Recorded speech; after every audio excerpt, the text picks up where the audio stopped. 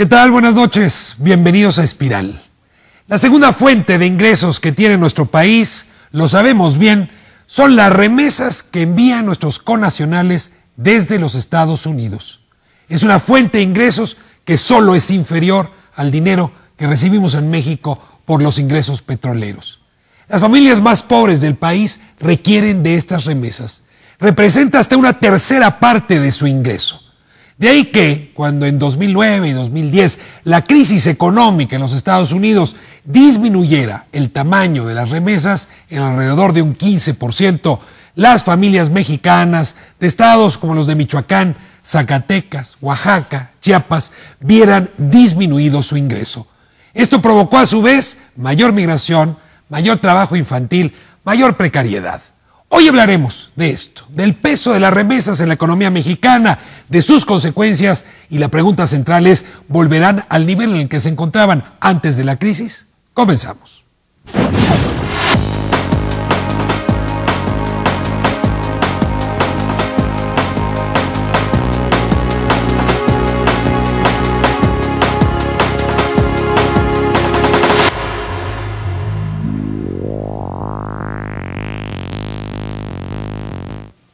Comentan que estuvo difícil también por allá.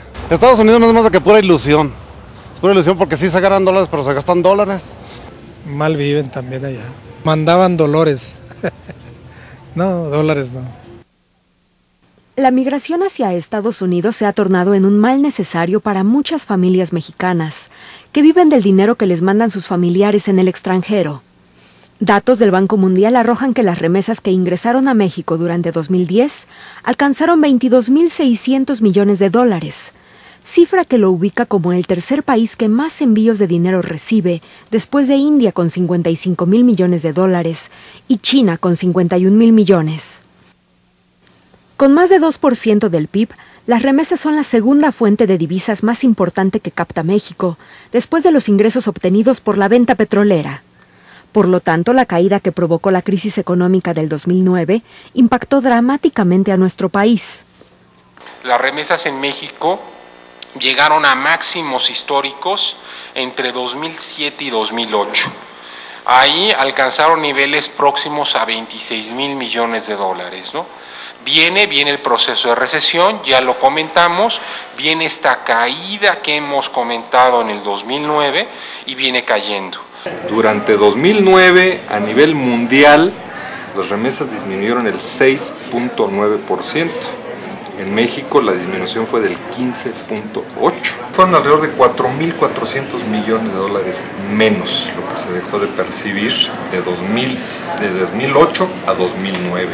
Son cifras importantes y no hay que olvidar, hay muchísimas regiones, sobre todo rurales, en México, y hay muchas familias que dependen de estas remesas, que dependen de estas divisas.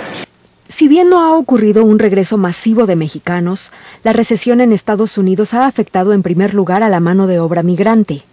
La segunda encuesta sobre migración y dinámica poblacional en el Distrito Federal revela que si en el 2008 los migrantes mandaban dinero a sus familias hasta 2 veces al mes y con un monto promedio de cerca de 6,000 pesos, en el 2009 estos recursos bajaron en promedio a 5,000 pesos al mes en un solo envío.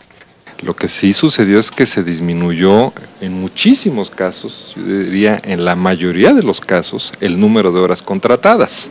Entonces disminuyó el ingreso y eso se reflejó en muchísimas cosas. De los 25.145 millones de dólares que se enviaron en 2008, el que haya una reducción para 2009 de 21.181 millones de dólares, pues obviamente tiene una repercusión importante el que a las familias en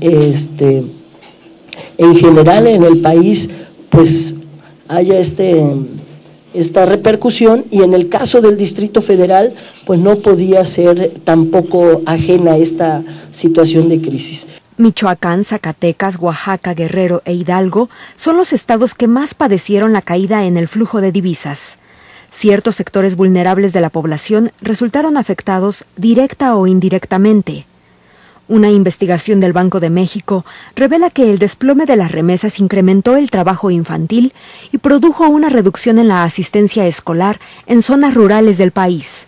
Estamos hablando de que alrededor de 4 millones de personas, estrictamente personas, no estoy hablando de familias, tienen una fuerte dependencia al ingreso mensual de las remesas. Ciertamente hay algunos estados que tienen un mayor impacto que otros. Usted mencionó, por ejemplo, el caso de Puebla, es cierto, es donde están existiendo las mayores caídas. Y esto también se explica porque los migrantes que provienen de estos estados están en los sectores en donde se ha sufrido más en Estados Unidos, fundamentalmente el caso de la construcción.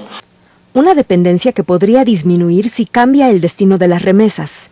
Actualmente 87% del dinero se destina al consumo directo, como alimentación y vestido. Con herramientas bancarias adaptadas y un esfuerzo de educación financiera, por lo menos una parte de este recurso podría convertirse en inversión productiva.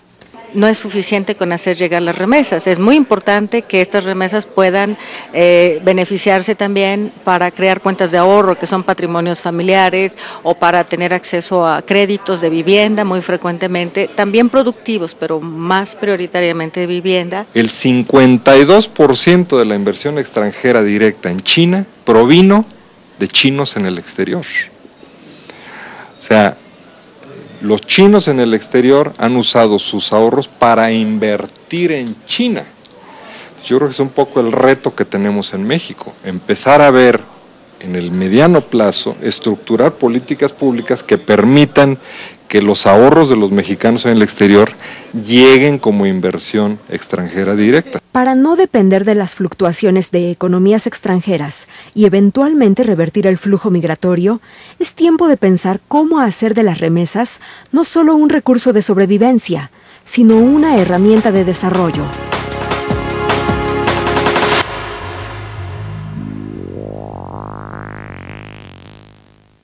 En mi casa, la segunda fuente de ingresos es importantísima. Si es así, también para el país, la segunda fuente de ingresos merece toda la atención. Hoy hablaremos de las remesas y para eso tenemos un panel estupendo, como es ya tradición. En Espiral les voy a pedir que sean ustedes mismos quienes se presenten.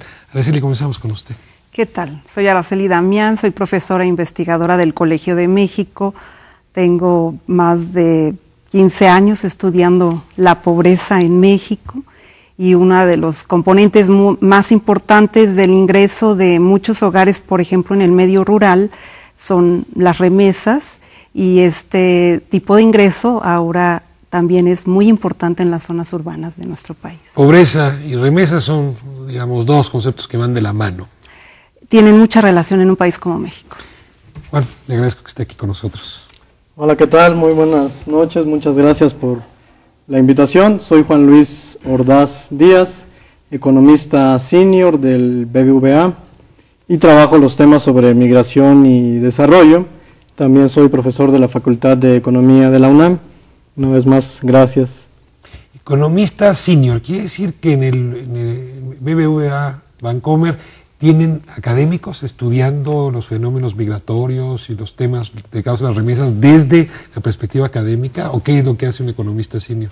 Bueno, ahí en particular tenemos un centro de estudios, se llama el Servicio de Estudios Económicos de BBVA, es un área global y se encarga de estudiar diferentes aspectos. Inteligencia financiera, entre otras cosas. Entre otras cosas. Muy bien, don César, bienvenido. Hola, ¿qué tal? Buenas noches. César Garcés, soy actualmente director general de Estudios de Planeación en Población y Desarrollo en el Consejo Nacional de Población.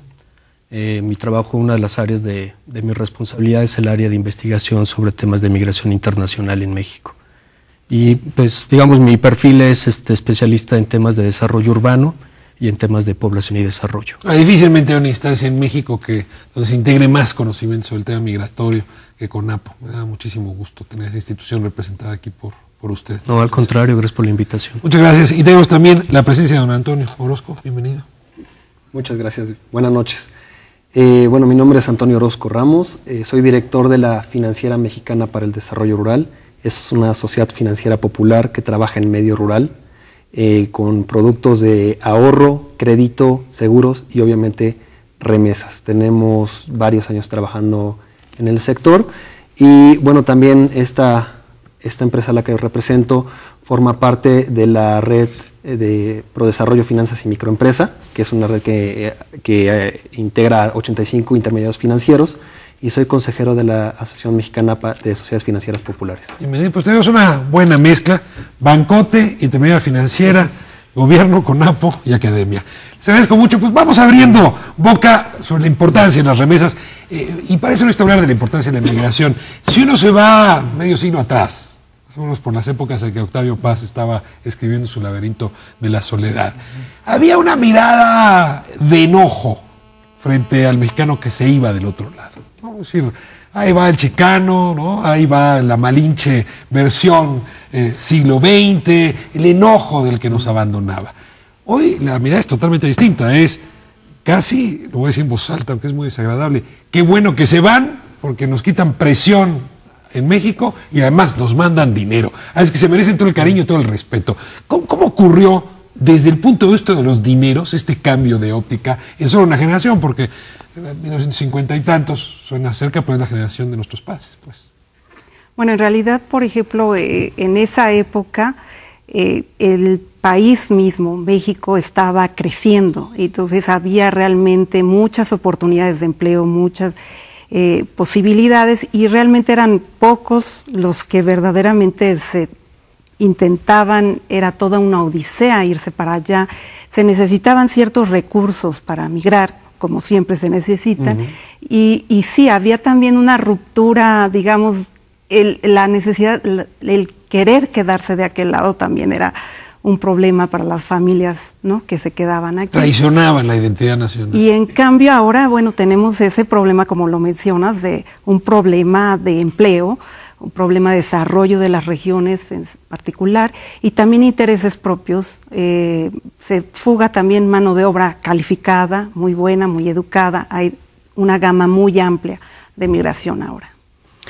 Yo me gustaría apuntar que a partir del año 1994, con la crisis económica, si bien venía aumentando paulatinamente la migración hacia Estados Unidos, es a partir de este momento que se empieza a ver un crecimiento desproporcionado de esta migración, que mucho tiene que ver con la crisis económica de ese tiempo. ¿Y en las cifras? ¿Cómo andábamos antes de 94 y después de 94 por año? Por ejemplo, ahorita estamos hablando de que hay en Estados Unidos 11.8 millones de mexicanos en Estados Unidos. Si contabilizamos... Primera generación. Primera generación. Los que acaban de llegar. Si contabilizamos segunda y tercera generación, estamos hablando de 33 millones de mexicanos. ¿Cuántos de primera generación había en 94? En primera generación estamos, bueno, en 1994 debemos de estar hablando alrededor de 5 millones de personas. Se duplica.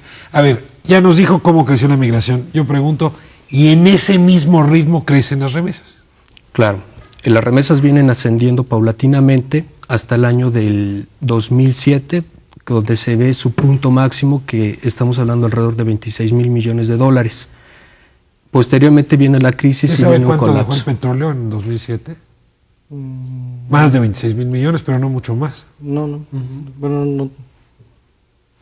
Sí, la inversión extranjera directa estuvo en un momento dado peleando con el ingreso de remesas. Sin embargo, con la crisis económica del 2000, de esta reciente del 2007, tendieron a bajar tanto los ingresos petroleros como de inversión extranjera directa. Sí, a pesar de que las remesas tendieron a disminuir, no lo hicieron al mismo ritmo que los otros dos. Entonces, o sea, disminuye menos la inversión, disminuye más la inversión extranjera que las remesas. Exactamente. Entonces, ahora hablamos de 2007 para acá. Déjenme quedarme en esta explicación. 1994, 2007, un crecimiento importante de esta fuente de divisas. Bueno, quiero comentar algo que muchas veces no es considerado, ¿no?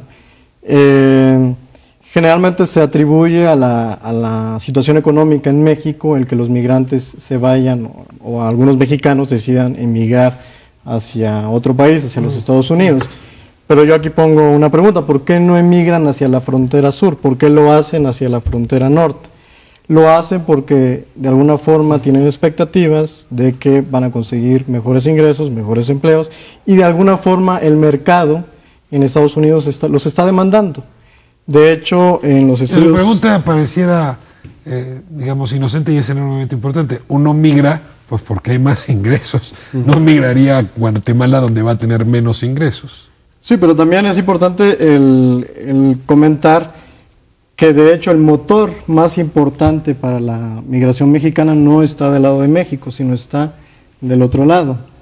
Es decir, si vemos cómo crece la migración, de hecho la migración tiende a crecer con el ciclo económico de los Estados Unidos.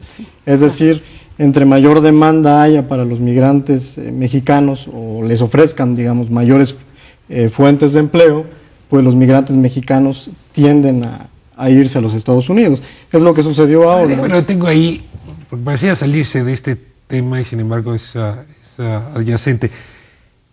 Cuando uno le pregunta al migrante mexicano por qué se va, este no dice porque va a tener un empleo. La respuesta que da es porque ya voy a ganar 5 veces más de lo que gano aquí. Sí.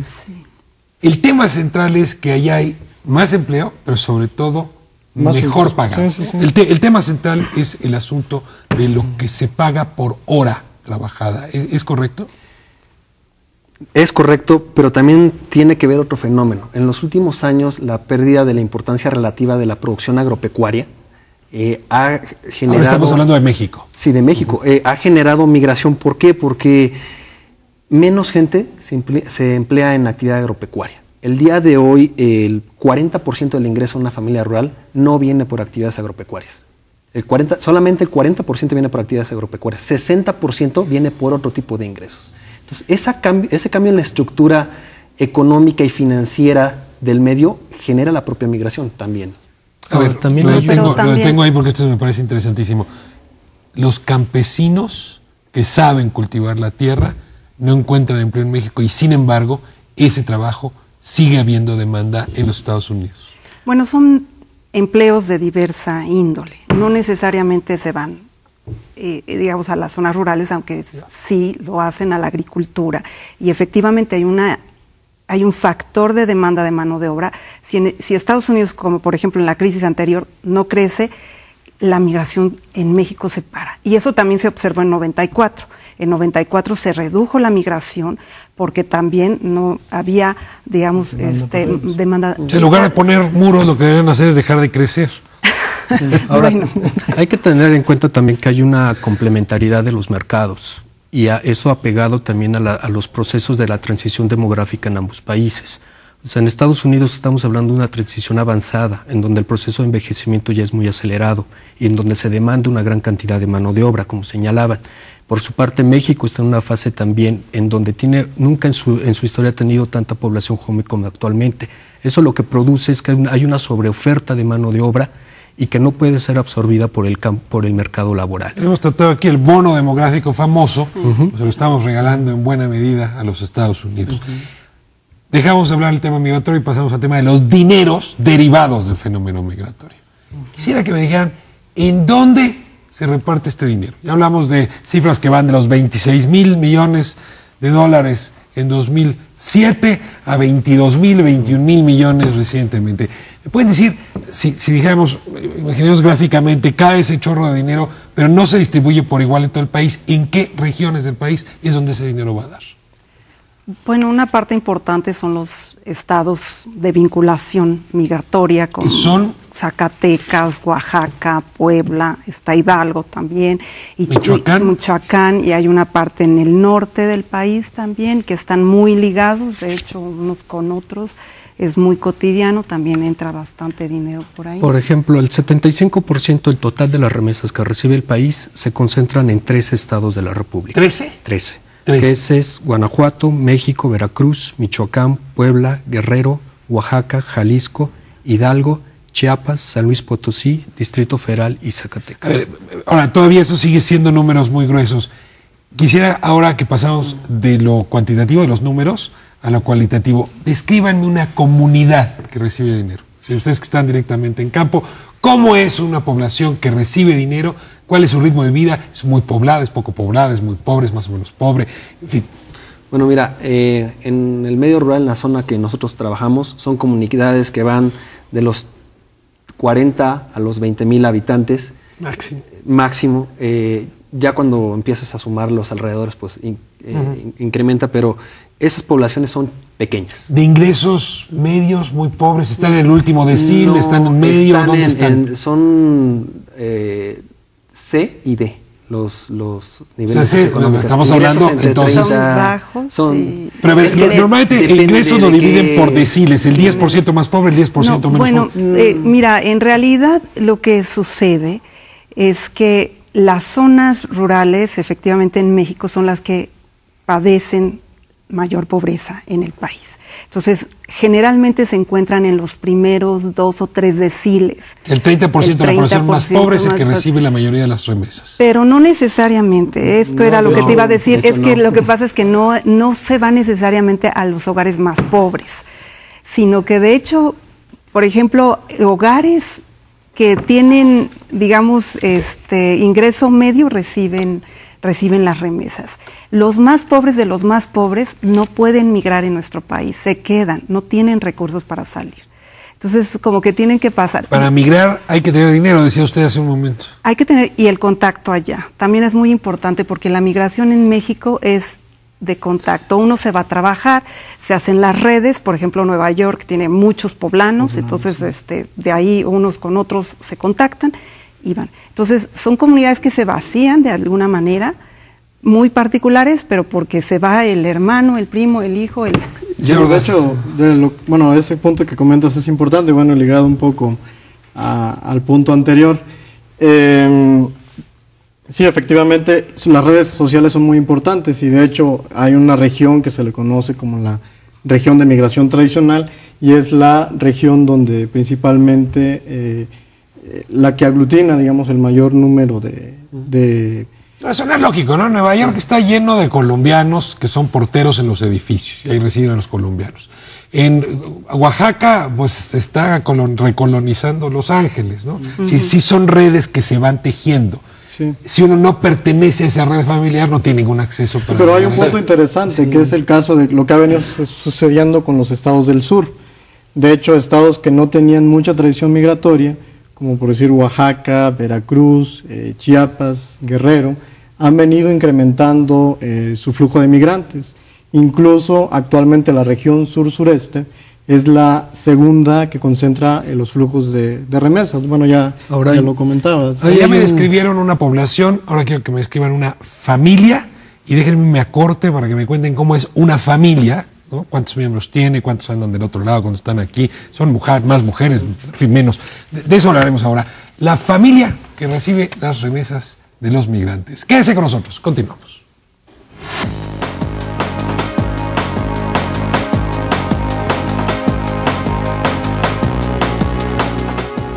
El primero, ella tiene como 30 años, tendrá 30 años.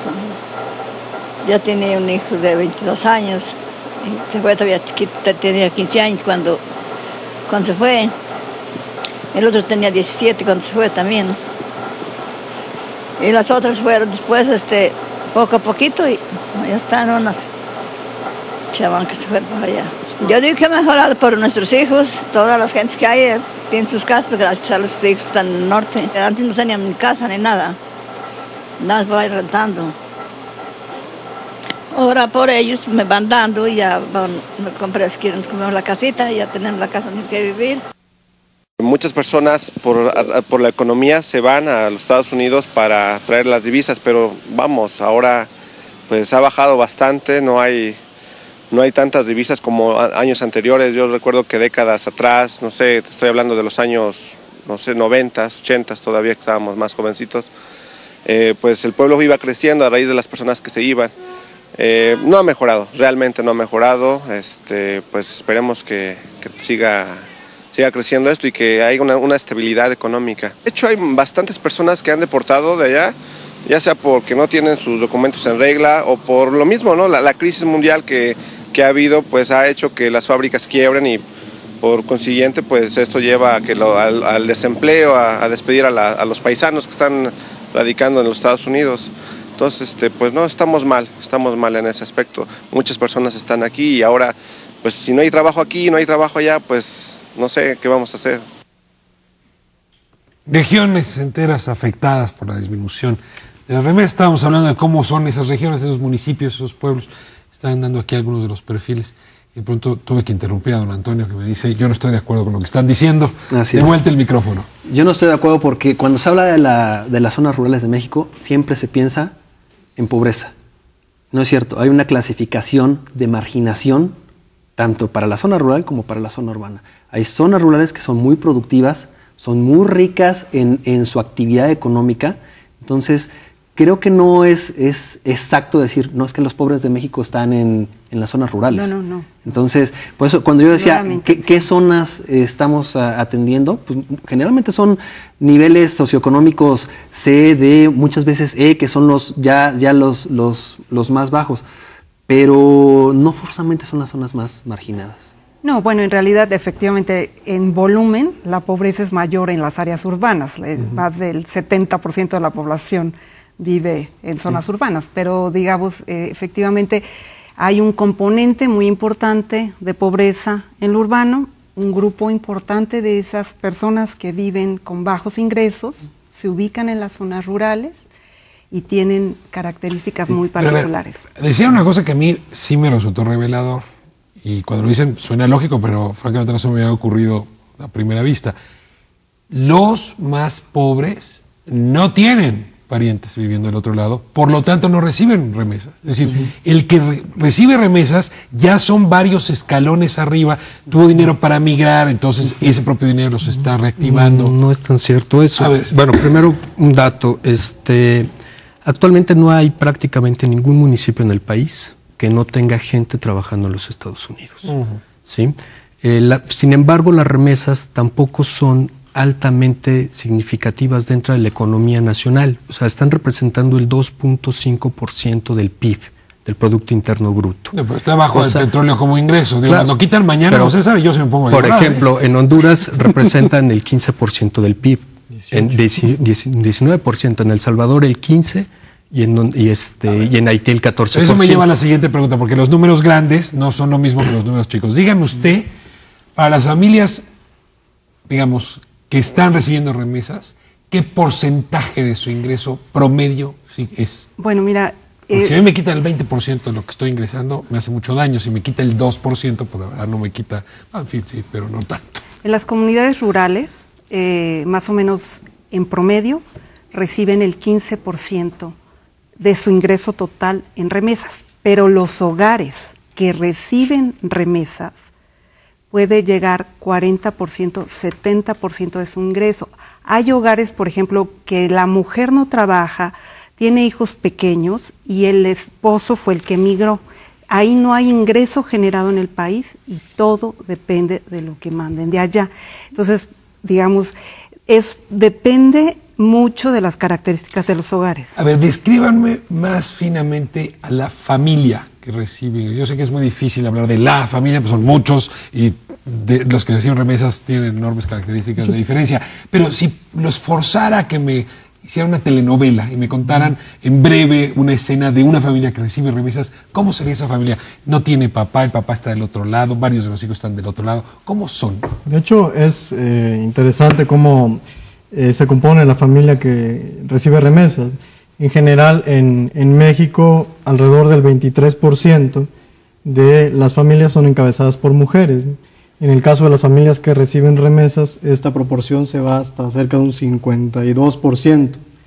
Por otro lado, también son personas donde la proporción de jóvenes es relativamente baja. Es decir, personas en edad productiva pues tienden a irse hacia los Estados Unidos. También son personas en general con estudios del 72% aproximadamente de los hogares que reciben remesas, 70% de los hogares que reciben remesas son el jefe de familia tiene hasta nivel secundaria como máximo de estudios. Son algunas de las características principales. Hay una característica más que me llamó la atención preparando el programa, y es que son familias que no tienen cuenta de banco. ¿Cómo se puede tener recepción de remesas, estas características, y no tener cuenta de banco? Yo creo que tampoco estoy de acuerdo con eso. Un poco complementando lo que comentaba Araceli, el 15% de los hogares rurales son liderados por una mujer que solo tiene ese ingreso. Del otro porcentaje, un tercio tiene un ingreso de un salario mínimo y el resto tiene, el mayor porcentaje tiene un ingreso, de aparte de la remesa, de hasta 3 salarios mínimos. ¿Sí? ¿Cuenta ahí oportunidades cuando tienen oportunidades? No, es otro programa adicional que no entra dentro de estadística. Lo que sí te puedo decir es, la red de la gente, que es una otra red que incluye a 282 intermediarios regulados, de la gente que recibe remesas, casi el 42% tienes cuentas de ahorro. Porque son entidades... Cuentas de ahorro. Cuentas que no de quiere decir ahorro. cuenta de banco con bancos. No, porque no van a un cajero automático, no tienen acceso. Sí tienen acceso, porque las entidades financieras reguladas, muchas tienen tienen tarjetas de débito, muchas tienen cajeros y muchas tenemos acceso a lo que es el sistema bancario. Lo que estamos haciendo es inclusión financiera. No es bancarizar, es inclusión financiera para que tengan cuentas de inversión, cuentas de ahorro, seguros, crédito productivo. Es un sector que los bancos no atienden. Hay un dato ahí importante que es las acciones que ha venido haciendo, por ejemplo, la Secretaría de Relaciones Exteriores con la matrícula consular de alta seguridad, la cual ha permitido, porque uno de los grandes problemas que había para las transferencias electrónicas de divisas era que la población que migraba y en muchas condiciones era sin documentos, no tenía forma de tener un registro y poder abrir una cuenta en Estados Unidos. Con la matrícula consular de alta seguridad se dio certeza y muchos de los bancos norteamericanos la aceptan como una identificación oficial, y eso les ha permitido a los mexicanos radicados en Estados Unidos, aunque vengan de los lugares más recónditos de la República, abrir una cuenta y hacer transferencias. Lo que está diciendo es interesantísimo. No es que no estén bancarizados los de aquí, es que los de allá no podían entrar al sistema financiero y esa matrícula consular los metió al sistema financiero internacional. De hecho, quisiera agregar algo. Hay un programa que ya desarrolló la FED con el Banco de México para hacer... La FED es el Banco de México de Estados Unidos, ¿no? La Reserva Federal. El banco... que es un programa de depósito de cuenta a cuenta. Ya no es la remesa tradicional que vas y la cobras en ventanilla y te dan el dinero. No, es un depósito de la cuenta. Podemos decir que ya no es ir a Electra, ya no es ir a Coppel. Exactamente. Ya puedes tener de cuenta a cuenta. Así es. Muy bien. A ver, ahora sí, ya hace un momento se nos colaba el tema, está tocando la puerta desde el principio. 2007, 2008, 2009... empieza a variar la curva de la que hablaban, fundamentalmente, ya lo decía uno de los entrevistados, por la crisis mundial. Y hay una reducción de aproximadamente 4.000 millones o 5.000 millones de dólares. Es significativo, estamos hablando de una quinta parte aproximadamente en las remesas, es decir, 25%, 20%, dependiendo qué familia se vio disminuido su ingreso a raíz de esta crisis. Y cuando dicen que 70% del ingreso viene de las remesas, hay familias que se fueron a la pobreza de plano en esos días. Cuéntenme un poco cómo se movió esta dinámica, las causas allá y su repercusión en México. Las causas fueron principalmente la crisis, ¿no? La diferencia de esta crisis con las crisis anteriores para los mexicanos es que ahora estalla justo donde estaban concentrados el 20% de los migrantes mexicanos en los Estados Unidos, que es en el sector inmobiliario, el sector de la construcción. De ahí se propaga hacia otros sectores, también donde existe alta concentración de migrantes, el sector comercio, el sector de las manufacturas, y pues todo esto genera... Trabajar de albañil, trabajar en una fábrica, son los primeros chambas que empezaron a volar. Decía hace un momento, porque les redujeron número de horas, no porque les quitaron el trabajo. Sí, las dos cosas. Sí, el desempleo de los latinos, y donde están sobre representados los mexicanos, por supuesto es mucho más alto que el promedio en Estados Unidos. Está como por el 10 y en los latinos está como por el 14. 20%. En la construcción el 20% son mexicanos. Todos los mexicanos el 20%... Trabajan en el sector de la construcción. De hecho, trabajaban. Entonces, estos sectores se ven dañados, sectores, y por lo tanto son los primeros afectados y los primeros en mandar menos dinero. Sí, de hecho también hay reportes de que no fue muy importante, pero también hubo retorno de personas que de hecho ya no pudieron sostenerse allá y sus familias. Y el otro es que hubo familias, también hubo reportes de familias que empezó a mandar dinero desde México a Estados Unidos para evitar el retorno. Entonces, digamos... Se llama inversión de futuro. Te mantengo allá para que me devuelvas el dinero un día de estos. Pues sí, porque en realidad es muy costoso la ida y la vuelta, ¿no? Sí, peligroso, además. Y peligroso. Muy bien. Entonces, viene esta crisis y nuevamente se replica en las mismas entidades que usted mencionaba el daño económico, o todavía se concentra más. No, hay invariablemente lo que los estudios están diciendo es que las poblaciones más afectadas son las no urbanas, las rurales. Son las poblaciones que más han padecido la entrada de divisas a México, ¿sí? Hay evidencias de, por ejemplo, que dentro de lo rural también las mujeres son las que tienen mayores vulnerabilidades a la entrada de divisas, al igual que los hogares que están comandados por personas de la tercera edad y personas jefes de familia menores de 40 años. Es decir, que esta falta de entrada de divisas o esta disminución de las divisas sí está afectando en realidad a partes importantes de la población más con mayor número de carencias. Hace algunas semanas el Banco de México ofreció un dato que a mí me dejó frío. O sea, esta disminución de las remesas está inflando, creciendo el trabajo infantil. Más niños entran a laborar más temprano justamente por esta crisis. Voy a corte y sí les pido que de regreso me cuenten justamente cómo las familias reaccionaron frente a esta crisis. Mandaron a los niños a estudiar, mandaron más temprano a migrar a los jóvenes, se buscaron otras fuentes de ingreso, en fin. Quédense con nosotros, regresamos, seguimos en Espiral.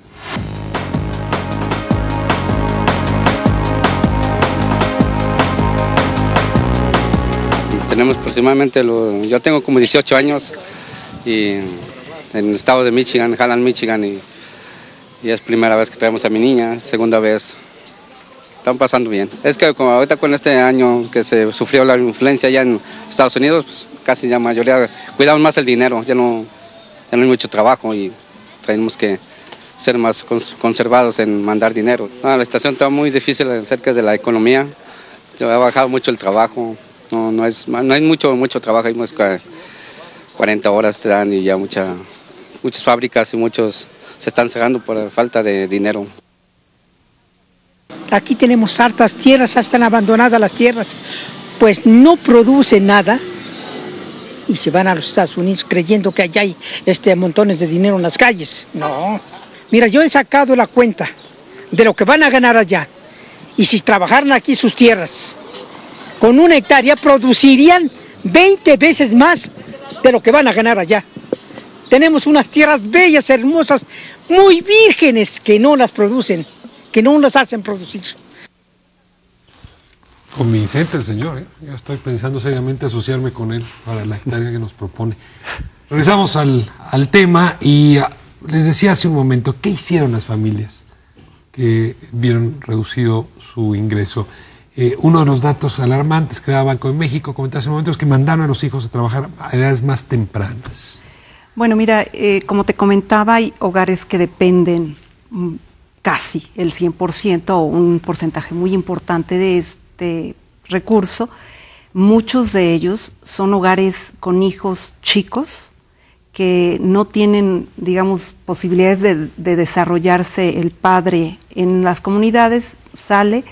Cuando vienen estas crisis, baja el ingreso, la familia completa tiene que salir a trabajar. O sea, digamos, la mujer, los niños, todos los que pueden, tienen que salir a trabajar. A ver, salir a trabajar quiere decir, en la hectárea que decía el señor hace un momento, no. O se vuelven jornaleros agrícolas y los vemos ahora en Sinaloa, en San Quintín, en fin, en todos estos lugares donde el trabajo infantil... También en los servicios, en la venta, en las comunidades cercanas. Los jornaleros ellos mismos tienen también sus redes y sus movimientos, ¿no? Entonces estos hogares no están en esos circuitos, entonces tienen que encontrar empleos, digamos, en zonas más o menos cercanas, no tampoco, y sí tendrían que emigrar, algunos me imagino, porque no hay muchos datos al respecto, tuvieron que haber migrado. Escuela, dejan de acudir los niños, pueden estar haber perdido un par de años de educación por esta crisis. Lo que pasa es que tendríamos que también considerar en qué se utilizan las remesas, ¿no? Ese es un dato importante. La encuesta de migración en zonas fronterizas, la MIF Norte, nos indica que 8 de cada 10 dólares que entran a un hogar se destinan generalmente a alimentación y gastos básicos de la vivienda. O sea, no hay una real capacidad de ahorro en una gran cantidad de estos hogares que reciben remesas. Sin embargo, también vemos que no hubo un retorno masivo, como decía Araceli, ¿no? No los corrieron de Estados Unidos. No, o sea, de hecho hay evidencias ahorita de que los retornos se han frenado. Se han mantenido ahorita estables, están empezando nuevamente a resurgir estos montos de remesas, están nuevamente ingresando, y entonces podríamos decir que sí hay una gran cantidad de población en un grado de pobreza en el que con una caída de estas remesas tienden a caer a un nivel de pobreza extrema, ¿no? Pero también es cierto que hay programas de desarrollo social como Oportunidades, en donde tenemos 5 millones de familias, y en donde una de las condiciones para que puedan recibir estos ingresos es que los hijos sigan estudiando y asistan y tengan una revisión médica. Eso ayuda a que se mantenga la escuela. Pero nada más un dato, perdón, en Oportunidades, de los hogares de Oportunidades, de los 5 millones, nada más como 500,000 reciben remesas. Entonces, digamos... Solo el 10% de los que están en Oportunidades reciben remesas. Yo pensé que se acumulaban los ingresos en un porcentaje mayor. No. ¿Algo más con respecto a qué hicieron las familias una vez que se cayó este ingreso? Bueno, fue un golpe bastante importante, sobre todo en el número de familias que dejaron de percibir estos ingresos, alrededor del 15% entre 2006 y 2008, de acuerdo con lo que nos indica la encuesta nacional de ingresos y gastos de los hogares, fueron las que dejaron de percibir estos ingresos. Pero hay un punto importante que no se ha tocado, y es cómo ha jugado el tipo de cambio. Sobre todo en el último año, pues tenemos un tipo de cambio que pasamos de 13.50, 13.70 a 12 pesos, pues no estaba mal. No, bueno, para nosotros, pero mal para esas familias. Las familias que reciben las remesas, pues finalmente ellos reciben el monto en dólares, y si el tipo de cambio, si ahora dan más pesos por cada dólar, al hacer la conversión, pues finalmente les toca menos. De hecho, en el último año la caída en remesas, las remesas tuvieron un crecimiento marginal, pero ya una vez que se transforman en pesos y en términos reales, es decir, se descuenta la inflación, pues ahí sí hubo una caída fuerte, de alrededor de 10%.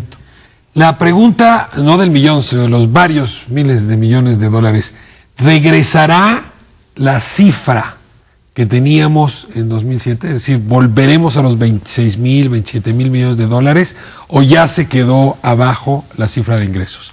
Y en la misma lógica, ¿o va a seguir bajando? No, yo creo que las evidencias son en que tiende a aumentar. Estamos viendo un porcentaje, si bien como señalaban, la industria de la construcción todavía sigue deprimida en los Estados Unidos. La mayor cantidad de migrantes mexicanos se ubican en cuestiones de servicios.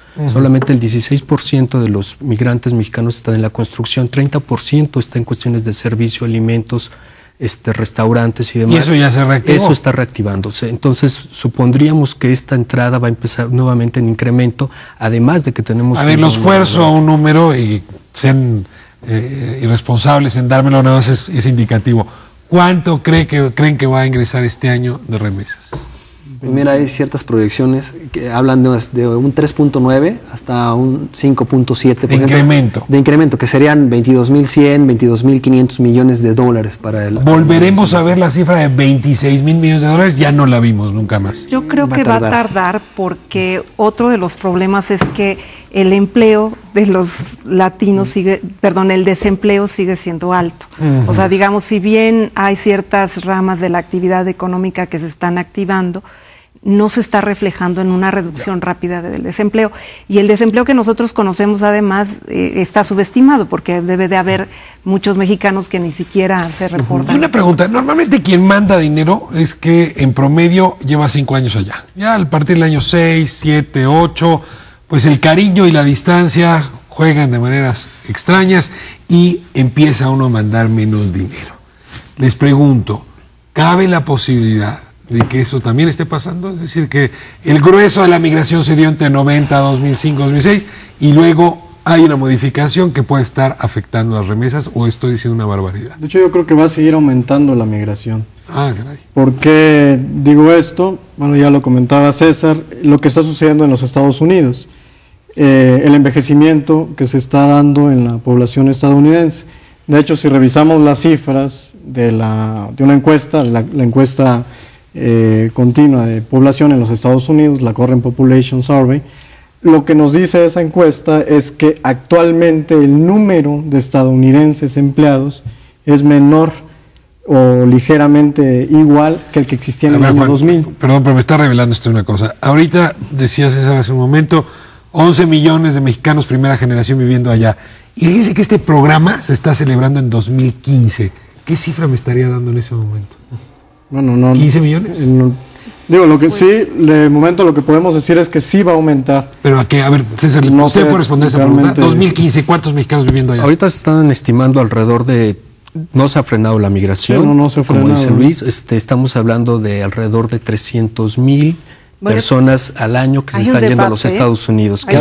Hay un debate sobre esa cifra, porque hay cálculos que llegan hasta 700,000. Bueno, es decir, números gruesos, podríamos estar hablando de 15 millones para el 2015. Ya vale la pena que legalicemos la entrada de mexicanos allá, pero lástima que no sea decisión nuestra. Paso al último de los asuntos. Hay países, España por ejemplo, Portugal, ahora Turquía, Líbano, China, lo oíamos al principio del reportaje, que supieron meter todo ese dinero en las remesas y no solamente usarlo para pagar alimentos, ropa, sino volver dinero productivo. ¿Qué tendríamos que hacer para que esas remesas, que van a crecer porque la migración va a crecer, lo que hagan es que se vuelva productividad en el país? Yo creo que ese es el gran reto. Redes como Prodesarrollo y Sociedades están trabajando por convertir esas remesas en ahorro y en crédito productivo. Y más en ahorro que en crédito productivo. ¿Cómo se hace eso?